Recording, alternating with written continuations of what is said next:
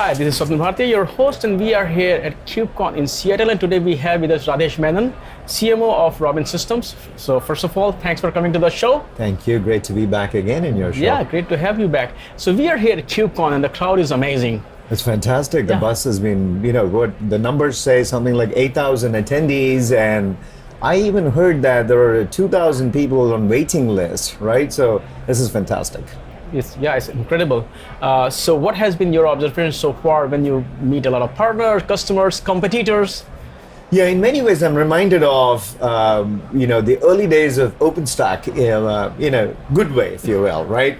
I know there are a lot of learnings from the OpenStack journey, but if you look at the excitement that is there in the eyes of the customers, in the eyes of the ecosystem players, and the fact that there is rapid maturation both in terms of the deployment complexity and set of ISV solutions that are coming into play, right?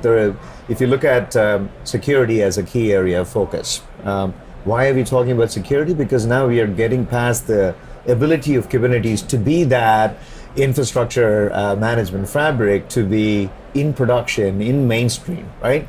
So to me, the one-line summary I would say is, we are knocking on the doors of mainstream with Kubernetes, and one of the areas that we need to start focusing on is how do you bring more and more workloads onto Kubernetes, right? So I think the table setting is perfect for that conversation is a key takeaway I have from KubeCon. When do you plan to bring more workloads to Kubernetes? What is the biggest hurdle or roadblock that your customers face that you also help them solve? Right, so I think typically the challenges stay in two buckets, right? So one is do the core technology pieces exist for you to be able to bring in a solution? The other one is more in terms of process and culture change perspective. Is there enough of a mandate to bring in a change, to bring in a new agile way of doing things, right? Assuming there is conviction that bringing in agility is important, right? Then the focus becomes, okay, how do you bring the piece parts required to address more and more workloads, right? That's sort of a little bit of a generic answer. Now, specific to the area that we work in, that means that how do we make sure that the experience of running Elasticsearch on a massive cluster, because you're analyzing, let's say, 11 billion security events on a day-to-day basis, is seamless and has got one-click experience for the users. That's an opportunity that's right in front of us. And, it's not just us. There are other vendors who are also beginning to wake up and realize, look, if you want Kubernetes to achieve mainstream, then you need to be able to address multiple workloads beyond the initial stateless workloads that it started with. So since you are here, what's on your booth? As the capital was, what's in the wallet?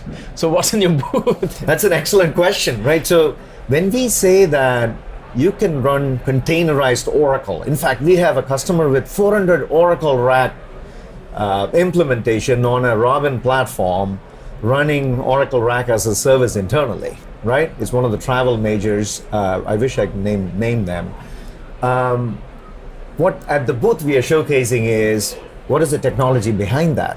What does hyperconvergence actually mean when it comes to containers and Kubernetes world? Secondly, how customers are using that in production across the key workloads that we are focused on.